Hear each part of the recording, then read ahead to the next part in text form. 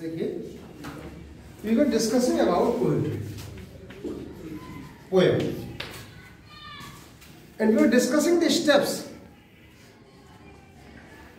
by which we can understand a poem, its meaning, and we have discussed about its form of the stanza, meter. Today we will discuss about the rest steps such as rhyme scheme.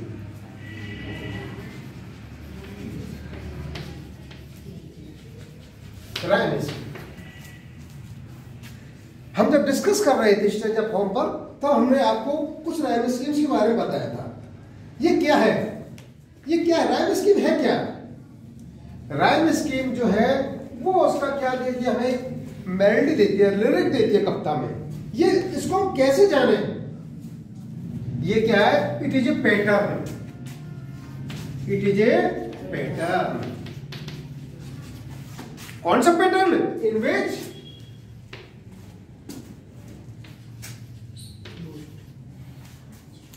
जिसमें जो line होती है poetry की, उसके जो ending words होते हैं, है ना, rhymed line ending, in which rhymed line endings are arranged.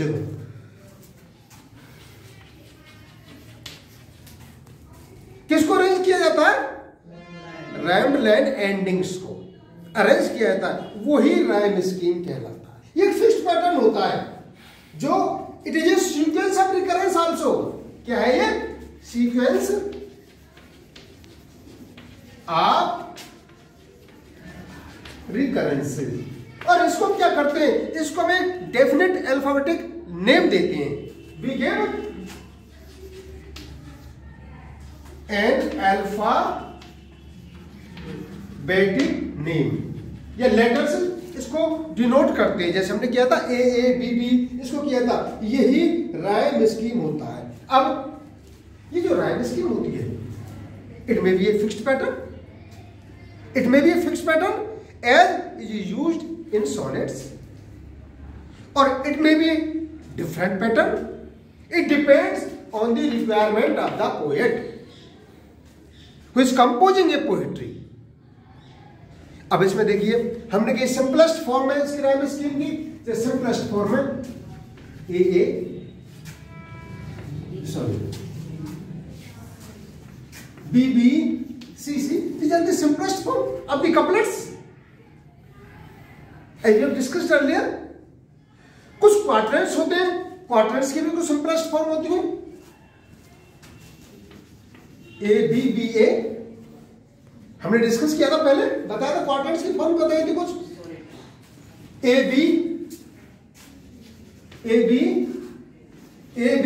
C B, ये क्वार्टर्स की फॉर्म है जो हमें राइम स्कीम में देखने को मिलती है। ये जो एंड राइम है, ये क्या होती है? ये क्या प्रोवाइड करती है? These provide melody to the poetry. क्या प्रोवाइड करती है? Melody to the poetry. एक संगीत प्रदान करती है, धुन प्रदान करती है, और ये क्या होती है? And it is useful for making it lyrical. इससे हम उसको बड़ी भली भांति गा सकते हैं। एक एंजॉयमेंट की प्राप्ति हो सकती है, आनंद की प्राप्ति होती है उसको सुनने में, गाने में। अब देखिए, मैं एक सिंपलेस्ट राइम स्कीम आपको बोल के बताता हूं, और उसमें देखना था, एंडिंग वर्ड्स लिखता हूं मैं उसके। हम एक प्रैक्टिस करते हैं।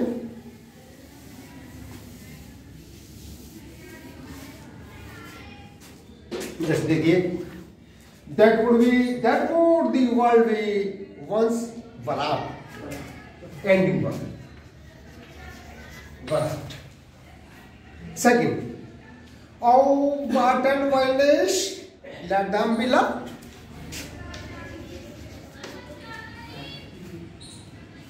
Next line, oh let them be loved, wildness and white।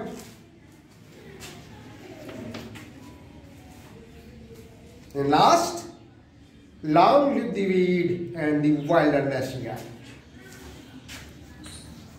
देखिए हम इसकी राइम स्कीम डिफाइन करते हैं। Whereas a left similar sound, white different sound, yet similar sound. तो ये राइम स्कीम हो गया इसका, ये simplest form. It gives the melody to the poetry. ये हमारा राइम स्कीम के बारे में थोड़ा सा इंट्रोडक्शन हमारा हुआ, ठीक है ना। अब देखिए जो हमारा बचा लास्ट, वो हुआ हमारा लास्ट बचा है पोइट्री को समझने में, वो है हमारा फिगर्स ऑफ स्पीच। ये क्या है फिगर्स ऑफ स्पीच है? देखिए एक क्वेश्चन होता है, what is it that makes poetry different from prose? Poetry और प्रोज दो अलग अलग विधाएं, लेकिन में अंतर कौन बनाता है, कौन अंतर करता है? वर्ड तो सेम ही रहते हैं। आप कहेंगे सर पोइट्री में सिंटैक्स होता है, सिंटैक्स डिफरेंट बनाता है। Syntax means arrangement of the word. Poetry में स्टैंजा पैटर्न होता है, यस, ये भी बिल्कुल सही है। These both makes different poetry from that of prose, but there is definitely something else that is peculiar to the poetry, and what it is? It is figures of speech. What is it? It is the figure of speech that makes it different. और ये क्या है? These are the expressions. किस तरह के expressions है ये? These are the expressions in which an emphasis is produced. क्या है? These are the expressions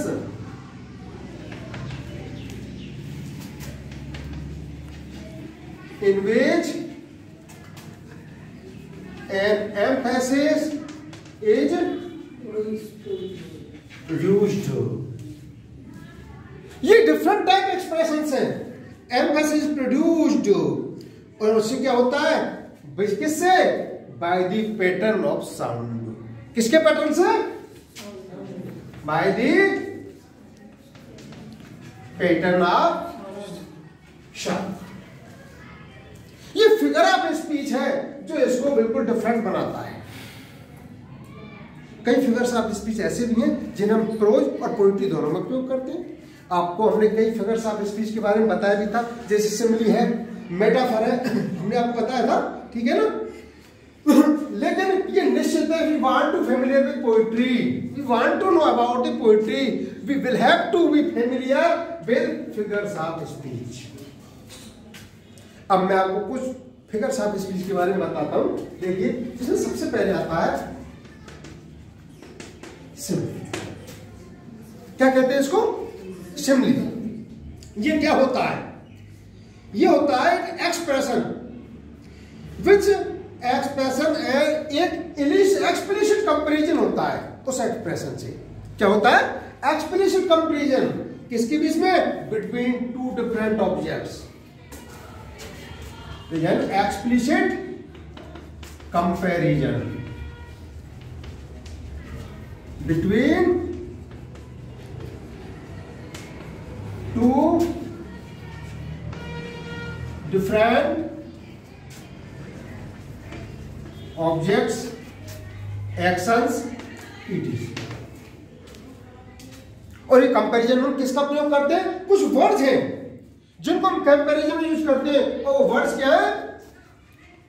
using the words, एक तो एज और लाइक, इन वर्ड्स का हम उपयोग करते हैं कंपैरिजन में। तो वो चीज होती है सिमिली। जैसे मैं आपको एग्जांपल देता हूं,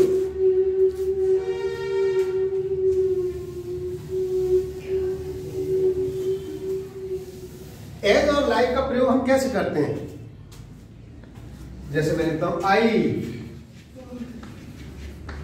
wandered lonely as a खिलाओ। देखिए यहां पर पढ़िए इसको जरा, किस वर्ड से कंपैरिजन किया है? एज से।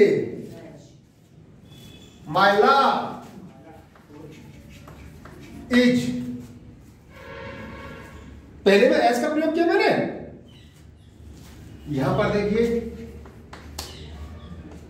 लाइक ए रेड रोज, यह लाइक का प्रयोग किया।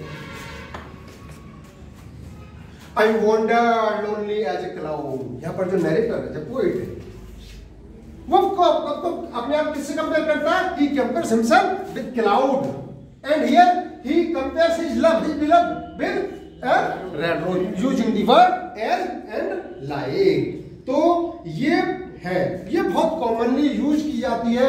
Simile is use very commonly both as in poem और एज इन प्रोज, दोनों में काम में ली जाती है सिमिली। एक दूसरा जो हमारा फिगर ऑफ स्पीच है उसे हम कहते हैं मेटाफर।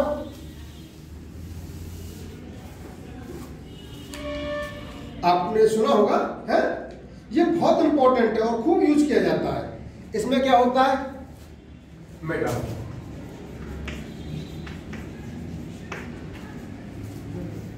सिंपली मेटाफर हम पहले ही बता चुके हैं। इसमें क्या होता है? In which one thing, idea और action, in which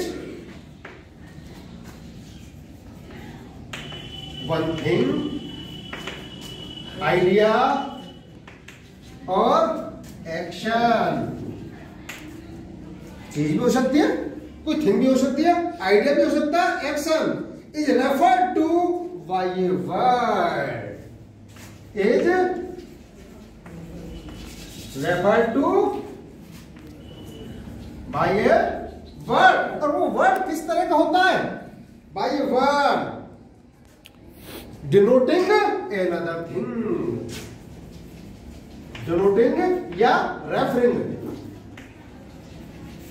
another thing।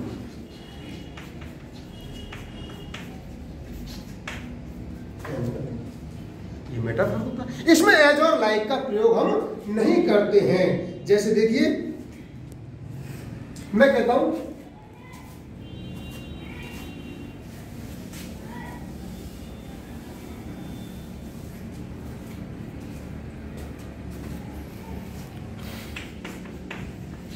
he is a jam, और he is as bright as a jam। ध्यान से देखिए, दोनों सेंटेंसेस को ध्यान से देखिए। he is a jam, या he, इसको कंपेयर किससे किया गया? जैम से, direct, without using the word of comparison as और like. So it is an example of metaphor। और यहां पर he is compared with jam using the word of comparison as, it is an example of simile। yes, तो देखिए ये हमारा simile हुआ, metaphor हुआ। आगे ये आपको आपकी पोएट्री में मोस्ट कॉमनली यूज डिवाइसेज है, यूज फिगर्स ऑफ स्पीच है जो आप देखेंगे अपनी पोएट्री में। एक होता है पर्सोनिफिकेशन। क्या होता है? पर्सोनिफिकेशन। इसमें भी क्या होता है? पर्सोनिफिकेशन।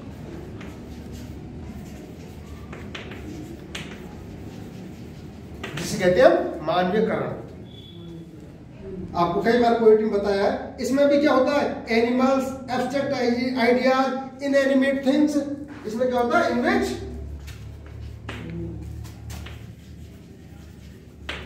क्या बताया मैंने? Expressions, animals,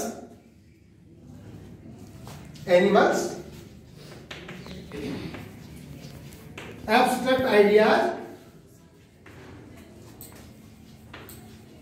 are treated as humans, are treated as humans, मानव की तरह उनको ट्रीट करते हैं। और इसी को हम क्या कहते हैं? पर्सोनिफिकेशन कहते हैं। जैसे देखिए हमने आपको तोरो दत्त की पोएम पढ़ाई थी लोटस, हमने उसका एग्जांपल भी दिया था। उसमें एक लाइन थी और वो लाइन थी लव केम टू फ्लोरा आया था। Love came to Flora asking for a flower,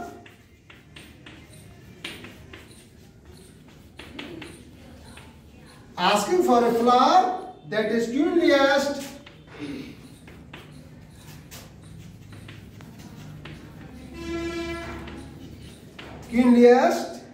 of all the flowers, all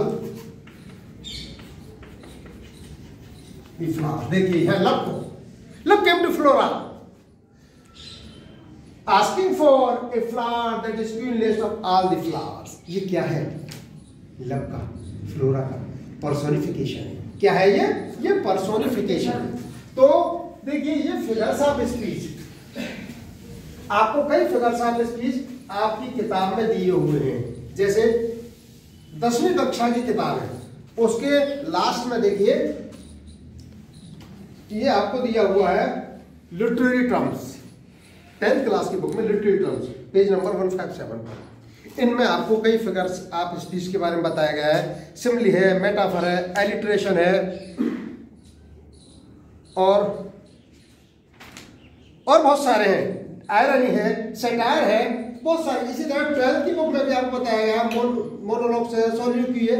ये सारे फिगर्स ऑफ स्पीच को डिस्कस किया गया है। तो देखिए it is the mechanism by which we can understand a given poem, the steps we have discussed which we have to follow to understand a poem। हमें अगर किसी पोएम को समझना है तो निश्चित है हमें बहुत सारी चीजों की आवश्यकता पड़ती है। हमें पोएट्स की लाइफ, उसके बैकग्राउंड, ठीक है ना, उस मेंटेलिटी, सारी चीज के बारे में मालूम होना चाहिए। लेकिन हम इन स्टेप्स को जब फॉलो करेंगे कई चीज को, and when we read the poem again and again it will definitely unfold itself. हम इसके मीनिंग को बड़ी आसानी से समझ सकते हैं, किसी भी पोएम को हम समझ सकते हैं। ये स्टेप्स हमने कंसल्ट किए, हमारे मैकेनिज्म ऑफ द पोएट्री ये फिनिश होता है। नेक्स्ट वीडियोज में अब हम आपको पोएम पढ़ाएंगे और फिर उनको किस तरह हम पढ़ेंगे, किस तरह उनको अंडरस्टैंड करेंगे, किस तरह उन पर स्टेप बाय स्टेप आगे बढ़ेंगे, ये सारी चीजें डिस्कस करेंगे। Up to that good bye.